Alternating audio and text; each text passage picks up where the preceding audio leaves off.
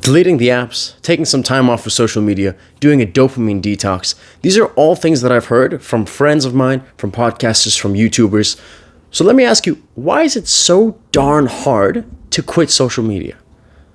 Well, there's been a lot of thought put behind social media and how it works to keep you staying on those apps. Let's talk about why it's so hard.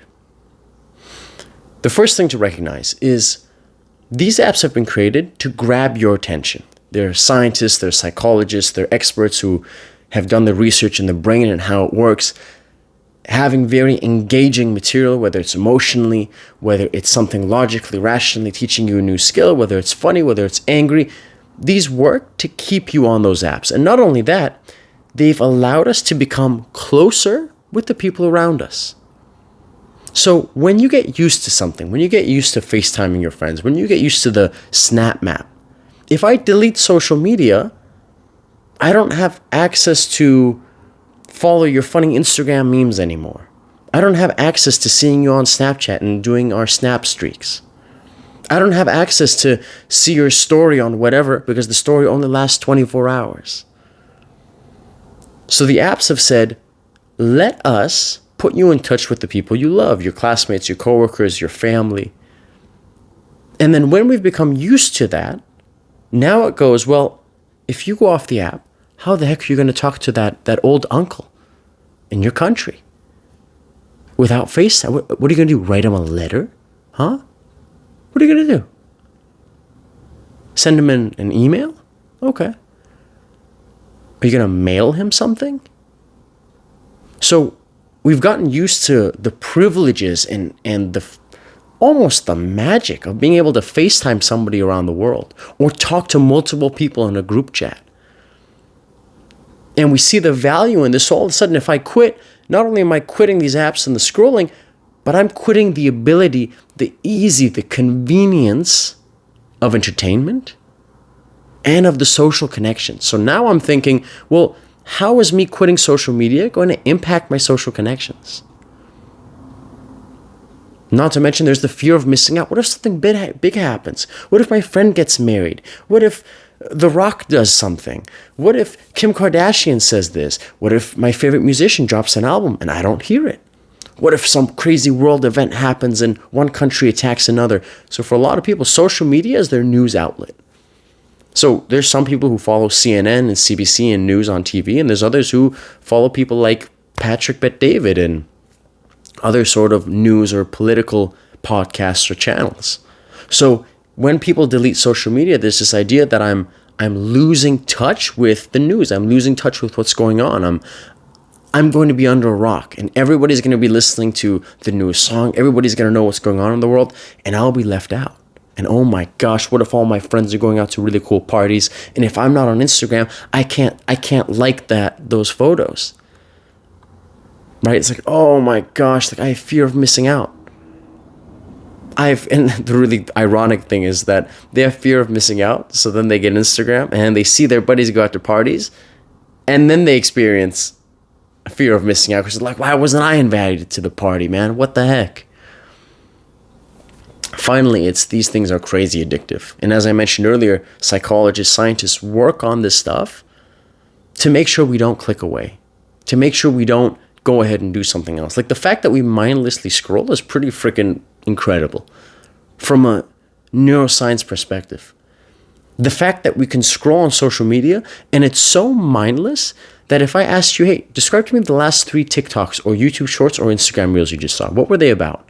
I bet you if you're scrolling, next time somebody's scrolling, watch them. Watch them for 20 to 30 seconds. Watch their eyes and look at how fast they scroll. It's usually between like 1 to 2 seconds. They're scrolling from video to video to video. And then maybe if something captures them, they'll wait for 3 or 4 seconds and then they'll scroll. Like how many videos does someone scroll past in 2 minutes? And how much do they read? Like, what are you doing? What are you looking for? A psychiatrist that we call Dr. K online says, these psychologists and these neuroscientists, these researchers come together to figure out how to make social media as addictive as possible. But on the other hand, high schools and middle schools, they don't recruit researchers to come educate children about these things, to tell them, hey, here's how these things are addictive. right? The same way that we have physical education, the same way we have education about don't smoke at a young age, or about sex ed, or here are things that you should be careful of. We have education, I don't know if they call it seminars or assemblies or little workshops about being cyberbullied or scams on the internet. But we don't do that with social media. We don't educate people on how easy it is to start wasting time on those things. So why are people quitting? Well, for a boatload of the reasons that I said, like, you get sick of it. Eventually, you're in a place where there's so much information. You're so stimulated. And for a lot of people, they don't feel that much better after using social media. They actually report feeling worse. I was looking at multiple studies, actually, that were looking at the association between social media and depressive symptoms. And I forgot the research term for it, but essentially, if someone was high in one, the chances were really big that they would be high in the other. So if somebody had really, really high depressive symptoms, you could guess with decent probability that they spend a lot of time on social media, and vice versa. If somebody spent a lot of time on social media, there's a pretty big probability that they could also be experiencing depressive symptoms, because, as you know, depressive symptoms means more sedentary. Sedentary, you're at home. Well, what's at home? What's the least amount of effort I can put in to get the biggest reward? Going on my phone. Exactly. It's extremely hard to delete social media because of wanting to conform, because of the fear of missing out on social connections and the big parties, because of how brilliantly and geniusly these things have been designed. And frankly, we haven't been educated on, like, what is this doing to my brain? Because technology growth is so fast, we haven't been able to catch up. So, we know this is not good for us, but we just don't know how bad it is exactly. So just watch what happens 5, 10, 15, 20 years from now, and how the conversations will change. And my hope is that they start talking more about social media addiction to people at a younger age, not in university. We got to start way younger. When are kids getting phones? When do they have regular access to a smartphone? What, 13, 14, 15? We got to start then, folks.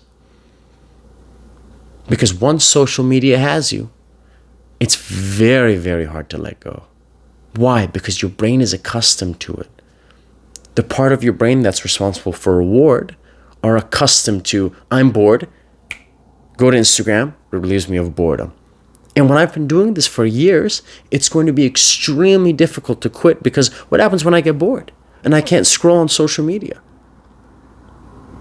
Well, that's okay, Dan. I'll just go read a book instead. What's more stimulating? Reading a book? Or even watching like a long form 30-minute podcast versus a quick 15-second TikTok video. The more technology advances, the more dependent we become, the harder it'll be to pull away.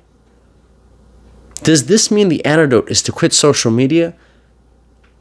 I would not suggest that. But I certainly believe we need to have a discussion about what healthy gaming looks like, and on average, how much time should a person spend on social media, like in a day? And there's so many variables in terms of, well, who is this person? How old are they? Does it impact their life? What are they watching? This is a huge part of our lives. Let's start talking more about it.